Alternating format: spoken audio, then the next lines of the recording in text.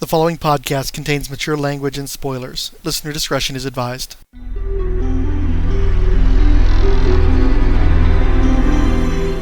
A lot of these concepts were spinning out of previous events that were referenced early on, including the supposed weekly comic series Atlantis and the 12-issue Fourth World Saga event Apocalypse. Both were ideas for concept shakeups that I wanted to actually write someday, but their moment in mind had passed. So the New God stuff specifically is heavily threaded throughout the project, but also the ongoing series and crossovers started feeding into one another, with the Adam Strange book most obviously indebted to the Countdown to Infinite Crisis. I followed both volumes of the Rebels series, REBELS acronym, the second much lesser but longer running of the two. The real book kept teasing a sort of outer space Justice League with guys like Captain Comet and Green Lantern John Stewart, but never delivered on anything but a dumb Starro as Frazetta Death Dealer profic. I'd started with the premise of Adam being a used-up, cancer-ridden, disposable hero of Ran, reflecting my own then-current frustrations at the treatment of essential workers in the worst days of the pandemic. But since I had so many plates spinning in so many areas, Adam Strange became one of my point men for that stuff. This was especially true once I started linking the Fourth World stuff to space stuff, which I'll get into more later, since it's so important to where everything was heading. Similarly, I'd painted myself into a corner initially with Atari Force as a joke about how worthless most of the Atari-owned properties were, but that just meant I could farm out the Atari Force specific characters and other projects throughout the universe. Naturally, the slow reforming of Atari Force, in some fashion, would allow me to bring all these disparate threads together.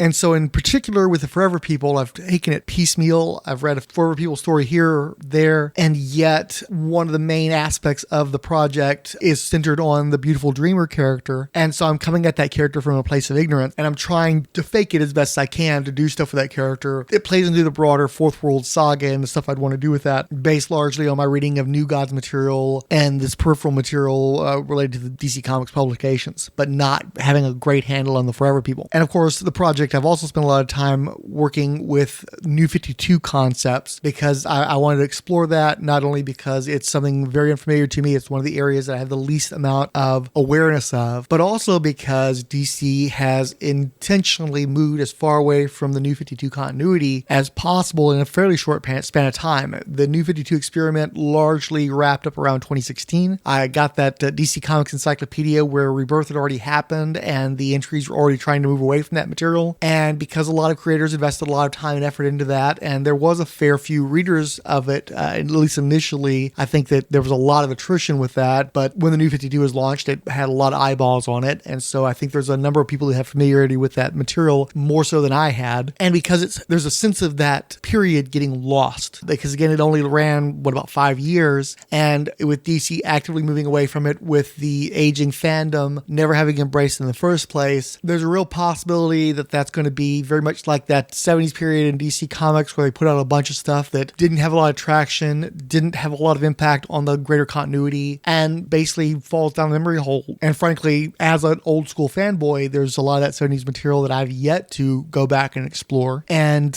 I'm not sure when that's going to happen because Who's Who didn't spend a lot of time with a good deal of that 70s material either. And it also helps that the New 52 are modern comic books. I can probably read about 5 or 6 issues of a New 52 era DC book where in the same time frame and with the same effort they would take to read an issue of a Jack Kirby scripted book. And so specifically in the case of Infinity Man, since I've got to do his entry for Who's Editing, we've got to that point. The only series that has ever come out that had Infinity Man in the title was Infinity Man and the Forever People, which was part of the New 52, and probably most notoriously was scripted by Dan Didio and co-plotted as well. And there's a tendency to take out a lot of the frustrations felt by fans toward Dan Didio at Didio's writing. And the truth is, the majority of the writing I've read by the guy isn't really that bad. It's not great. I'm not compelled to read the stuff purely for entertainment value, but the stuff that I have read as part of like this project and just in general doesn't really offend me. It's fine. It helps too that Didio's consistently working on, he never pulled a Jim Shooter. He never did, I'm going to write Secret Wars, you know? He micromanaged like Jim Shooter, and I'm pretty confident that he had lot to do with creative abortions like Countdown to Infinite Crisis, but mostly he's the guy who decides, hey, let me do a Inferior 5 revival. Let me do The Metal Men. He's not taking anything from anybody that anybody really wanted in the first place, and he'll often work with talented collaborators, most specifically Keith Giffen, a guy who knows his way around some plotting. Not necessarily the strongest scripter either, so if Didio's solid enough, I'll take it. I definitely would much rather read a Dan Didio scripted Keith Giffen plot versus, say, a Tom and Mary Bierbaum script. I frankly think that he was a stronger scripter, probably a stronger writer in general, stronger sense of story, doesn't descend into his own navel like the Bierbaums did on The Legion. So you have Infinity Man and the Forever People. It was a total of 10 issues, 9 sequentially numbered, plus the Future's End one shot that was in the midst of that. And I think a lot of people have a misconception of what this book is. For starters, I think a lot of people think it's something bad or something negligible. And if you're a fan of the New Gods, I don't see why you wouldn't want to read this. It's definitely a hard reboot of the characters, coming at them from a different place. I, again, haven't read a ton of the Jack Kirby material, but it's definitely not this. And so because I'm trying to come at this from the New 52 place, because I'm trying to come at it from a contained place, so that I'm not having to kill myself doing a ton of research just so that I can write fake blurbs on a comment board, it was just easier for me to approach specifically Infinity Man, but really the Forever People in general, through the New 52 rather than through older material. And so again, because of the involvement specifically of Dan Didio, I think a lot of people probably think this book is bad. It's not. It's not great, but it's not terrible either. It's just kind of fine. It's pleasant. I can definitely see where somebody would actually be a fan of it. It's definitely a different take too. The premise this time is that rather than being a bunch of like hippie rebels, as in the first series, most of the people involved, or dubbed the Forever People over the course of the series, are students on New Genesis. And you've got this kid, Mark Moonrider, who is sort of like, I guess, the Scott Summers of the Forever People. He has an agenda, a secret agenda that comes to the fore over the course of the series. The kids are working with a mother box that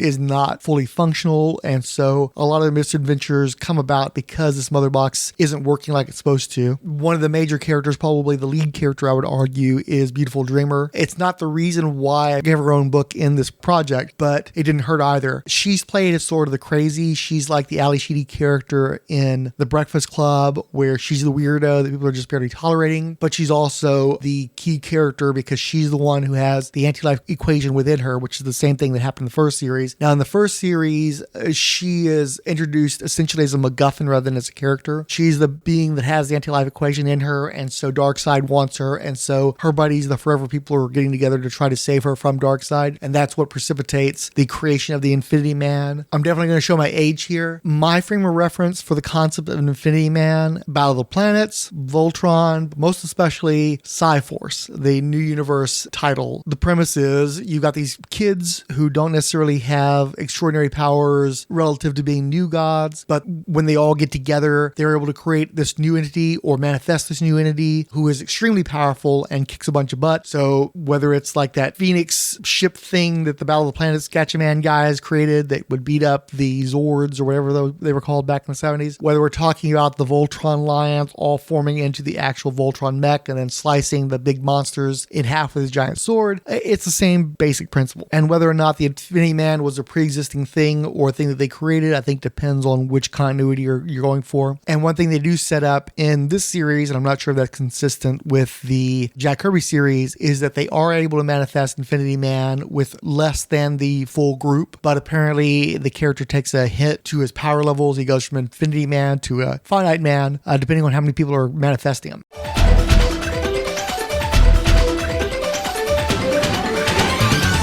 I had a long-standing fixation on Roy Thomas's impulse to reintroduce Billy Batson into the post-crisis DC universe as an African-American redubbed Captain Thunder. Superman and Captain Marvel are too much alike to coexist in the same universe, so DC just undermines the big red cheese by making him an immature imbecile, as exemplified by that toe rag Zachary Levi in those shitty Shazam movies I can't force myself to get through. A white Billy Batson could fly during the Great Depression, but it's hard to believe a kid so gifted would be so failed by our system as to be a homeless orphan working the streets without there being a component that would allow him to go unseen. Also, that red costume just pops more against black skin. I had a whole dark fantasy horror take on the Shazam mythos that would basically pick up from its degradation under Judd Winnick and plunge them to even further depths. I like the idea of the man in green that Billy followed into the subway not being the wizard, but rather Neron. and that Billy was like Job, caught in a contest between good and evil. Black Adam had lost to Neron in a previous game, and would put the Marvel family through Lovecraftian cosmic horror torments to keep a win out of Shazam's column. Giving credit where due, this was another instance where I retconned the actual comics publishing to acknowledge the Thomas influence, but I pushed the boundaries of the project much further by letting Thomas have his way all the way back in 1986. My fake crisis was now reaching back to the granddaddy of them all. Also, I had an easier time parting with my pet concepts because, as with Aquaman, the moment for them to be applied is long past. Those crappy movies probably mean we're stuck with the corny numbnut Captain Vanilla forevermore. I like my version where Denzel and Brandy starred in a 1990s Captain Thunder movie better.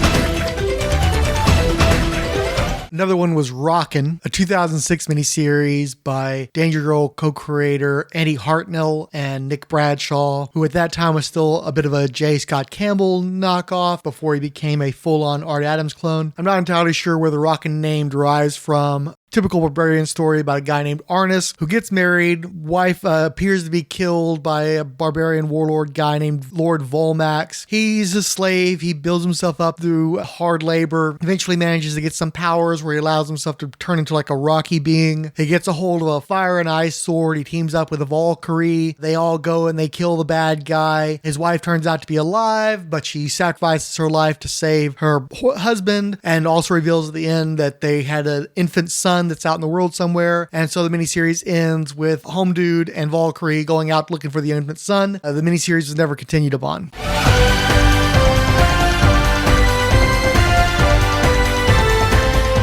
Some other changes that happen with this series is we have Seraphim, who I think is probably the most ridiculous of the Forever people, the one that probably attracts the most derision to the property, because in the old comics, he was a guy with a cowboy hat and looked ridiculous. In this version, they decide to gender swap him and race swap him. Seraphim is now the sister of Viken, and while she's on board with the exploration and the sort of cool liberal college mentality of most of the Forever people, her brother Viken is a total establishment turd, just a jackass who's all up in High Father's business. He also has a girlfriend that's like essentially an authoritarian, and while she's not one of the Forever people, she's going to pop up throughout the series and basically cause problems. In this story, Hyman is not on Apocalypse leading a resistance. He's actually on New Genesis, and he's like a professor or a headmaster of a school of higher education, basically like a Professor X sort of kind of. But what he does, he takes these people who are going to be known as the Forever people, and he's the one who says, hey, use this mother box and go to Earth and do stuff. And so they do that. They land in, I think, California, and they meet up with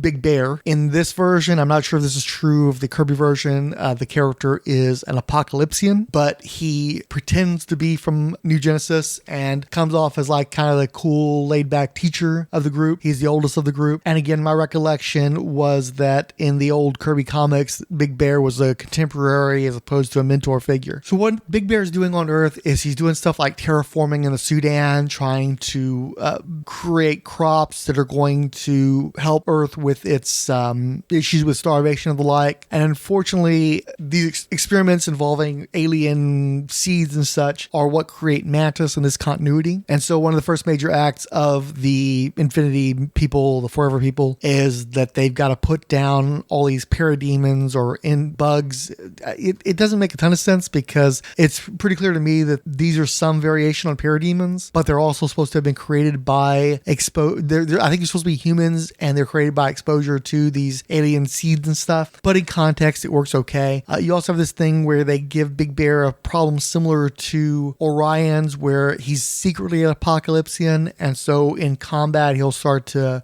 berserker rage out and show his true face, and he's trying to hide that from his charges. And it's during this encounter with Mantis that they first touch the mother box, and at the urging of Beautiful Dreamer, who has already told them that she had this dream about them all getting together and singing a song and creating something beautiful, they create the Infinity Man. Another probably misassumption of people who haven't read the book is that the run was drawn by Keith Giffen. And I'm a big Keith Giffen fan. I don't like his more cartoony stuff that he's done in the 21st century. I'm much much more of a fan of his 80s Munoz influenced material, but I like it well enough, but I know it's not for everybody. And so I think there's an assumption because he's a co-plotter with Dan Didio that he also drew the entire run of the book, and really he was absentee like crazy.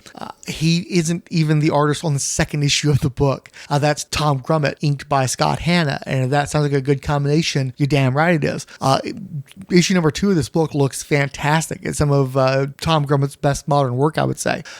He's not drawing anything particularly noteworthy, but it just looks fantastic. And then you have this weird thing where the Future's End crossover that I'm not committing to read, and I've never heard any good things about, that takes place. And that, of course, shows a dark future 5 years ahead of time where some of the members of the Forever People are dead already, and most of the story is about Beautiful Dreamer having created a false reality to allow for people who didn't survive those 5 years to still interact with her, and to give you some foreshadowing of stuff that's going to happen in the series, most specifically that Mark Moonrider, his agenda is going to cause problems that will likely end his life. And so that one shot is drawn by Philip Tan, and again, it's a pretty good looking book. It's not as nice as Tan stuff on some other projects, but relative to what you would expect from a Forever People one shot, it's pretty awesome. And then you come back to the Forever People core book, and you've got art by Jim Starlin. It's bad Jim Starlin artwork. This is some of the worst stuff I've seen by him,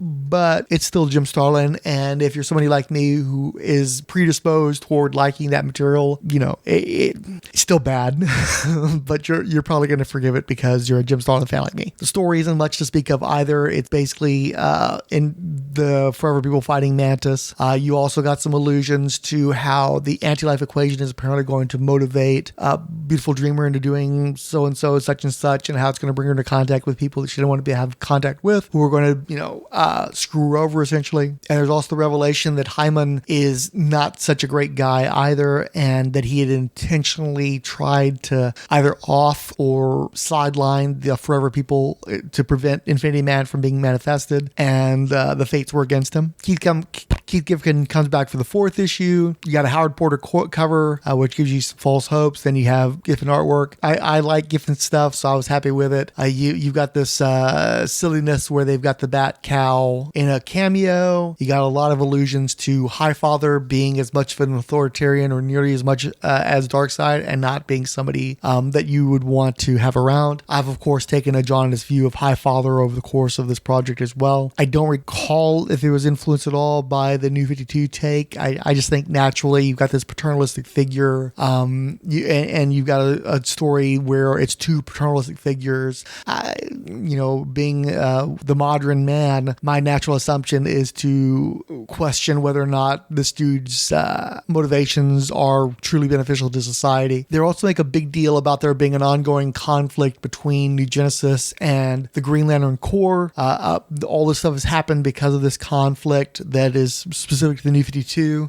I don't think that it helps the Fourth World any to tie their stuff into Green Lantern. I do think Green Lantern is a central figure in the DC universe, so there's a natural tendency to want to tie as much stuff into the Green Lantern Corps as possible, especially when the books are selling really well. But I feel like the Fourth World just doesn't interact well with the more firm sci-fi. I hate to say that because, it's a bunch of people running around with the wish rings, but Green Lantern does have a firm basis in pulp 40s, 50s science fiction, where New Gods is very much science fantasy at best. You basically have design elements and elements of modernity applied to very old mythology. There's not a lot of true science fiction in the Fourth World. And so it's kind of like doing a Star Wars, Star Trek crossover. I don't think either property comes out of that looking good. It just feels like you're diminishing both through the interaction. By the time you get to the 5th issue, we're back to art by Tom Grummett. Once again, it looks fantastic. So if you're not looking forward to Keith Giffen artwork, guess what? It ain't here.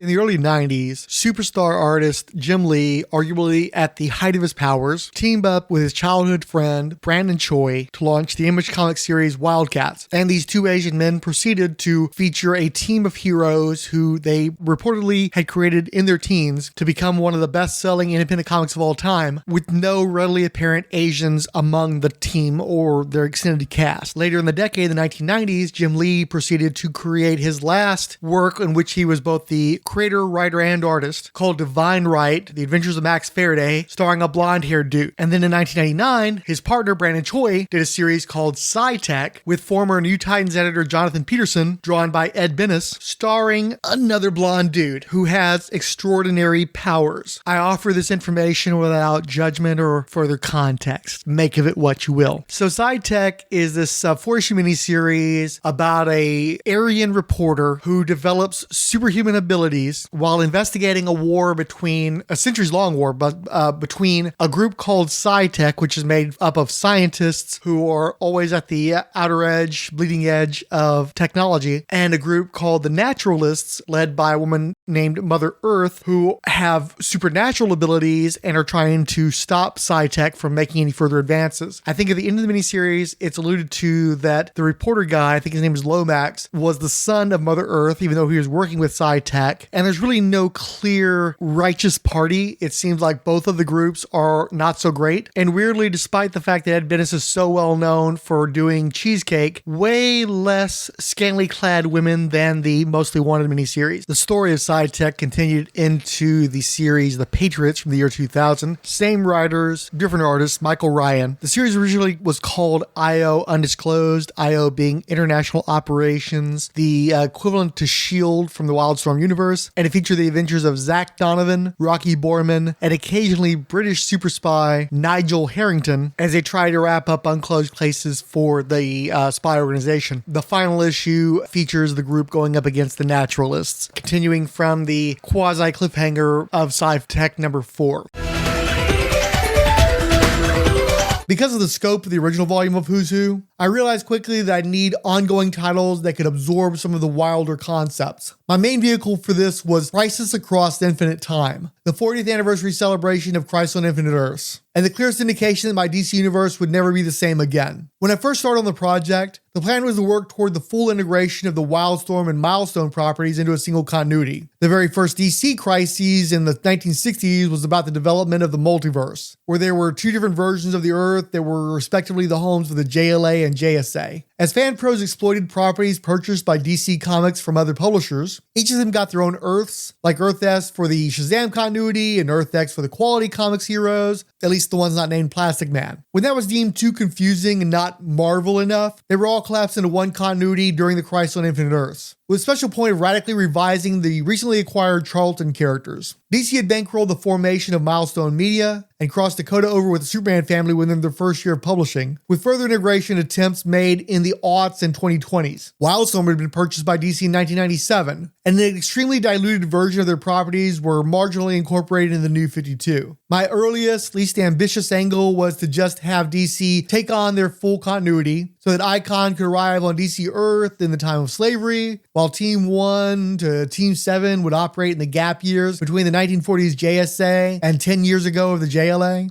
As the project developed, that goal seemed puny, and over the course of each month, I started embracing a radical integration of everything DC Comics owned. A particular favorite pool to draw from was about half of the short-lived DC graphic novels, like Space Clusters, Ernie Cologne's The Medusa Chain, and Mills and O'Neill's Metalzoic. I got a lot of mileage out of Me and Joe Priest, a post-nuclear odyssey about one of the last men capable of impregnating women. Greg Potter isn't a well-remembered or well-regarded writer, but he kind of anticipated why The Last Man here. I also mingled Dwayne McDuffie's Piranha Press Prince comics with Shadow Cabinet, since Dharma ended up being a major architect of the Legion's ongoing war with the Linear Men. There was a group put together by the Lord of Time to act as his soldiers in the 1978 JLA-JSA crossover. They were called the Five Warriors from Forever. made up of the Black Pirate, Enemy Ace, Jonah Hex, Miss Liberty, and the Viking Prince. They were also involved in some conflict, but I forget on which side. Simultaneously, I was putting together a new version of the Knights of the Round Table from the Camelot 3000 future to battle the Time Trapper. As my project was falling apart, I started getting really deep into the timeline integration stuff, having the medieval DC characters work with Lord Imp and the Cherubim, or placing all the 1960s through 80s Watchmen stuff in the actual DC chronology. I sent the father of Tommy Tomorrow back to that period to interact with both the Earth Charlton and Vietnam War versions of Captain Atom, who's a key player in the Legion stuff. I got some Legends of the Dead Earth stuff in there, and used the destruction of this random far future as a forebear of the zero-hour entropy wave, once again wiping out all of time from its beginning and end to meet in a superhero-filled middle. Since across space and time, a lot of Legion superhero and alternate future stuff landed in my Crisis Maxi series. I wanted the Legion stuff to be malleable enough to fit wherever I needed it. So I do stuff like make Bouncing Boy into a Citizen Kane-style robber baron in the dystopic future of the 12-issue Maxi series Outcasts. It was your basic Mad Max meets Rollerball, sports-obsessed corporate hellscape, but with Days of the Future Past anti-mutant discrimination in the mix. Alley Cadabra was a fun premise to play with because it had a passing awareness of Captain Carrot and his amazing zoo crew from childhood readings, so I knew it would basically be a funny animal version of a Zatanna series. The Z Connection also put in mind Identity Crisis, and the mirroring of its events in a Zoo Crew miniseries. Because Allie was a black cat, I also mixed some racial politics in there. This served as a good place to deal with a wealth of multiversal stuff around the New 52. There was a very Rocket Raccoon indebted version of Captain Carrot that had been in the short-lived but solid Keith Giffen Guardians Redux title Threshold, the roided up multiversity take, and the Scott Shaw original that my Alley Cadabra was associated with. The clashing of parallel Earths was a theme on the project overall, and this book gave me a more entertaining place to explore that than the slog of Elseworlds that was Countdown Arena. The year 2000 8-issue Wildstorm miniseries Countdown surely couldn't have been as bad as the DC Comics extra absorbent maxi series of the same name, but given that the synopsis basically sounds like Blasters Part 2.0, I wouldn't put money on it. By Jeff Mariotte and Aaron Lopresti. There's a 4-issue 2001 miniseries called Monster World by Scott Lobdell and Carlos Meglia about some little kids who are astronauts and land in a world of Universal-style monsters. Admittedly, I'd been drinking by the time I'd gotten to this particular entry, but I just couldn't get it up for it, and I didn't bother to include it in the project. Ditto the Ides of Blood from 2010.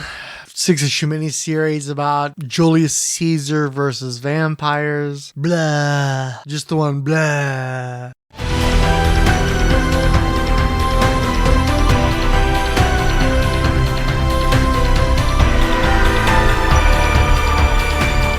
All across the nation. Such a strange vibration, people in motion. There's a whole generation, with a new explanation. We think you're special, Alex O'Bill. Billy Hines, On My Way to Bluer Skies, Canoes. Chris at Bat Books for Beginners, Chris Dunford. Dave's Comic Heroes blog, Dr. Orange. Between the Pages blog, Derek WCF History of Comics on Film, Dr. Pop Culture. Ed Moore, Erica. The Hammer Strikes. Random Geeky Stuff, Keith G. Baker. Irredeemable Shag, JMT Productions. Maxo. Richard Field, Ronald Clark. Scott X. Superbound, Thirsty's New and Used, who added, giving you a listen on Spotify.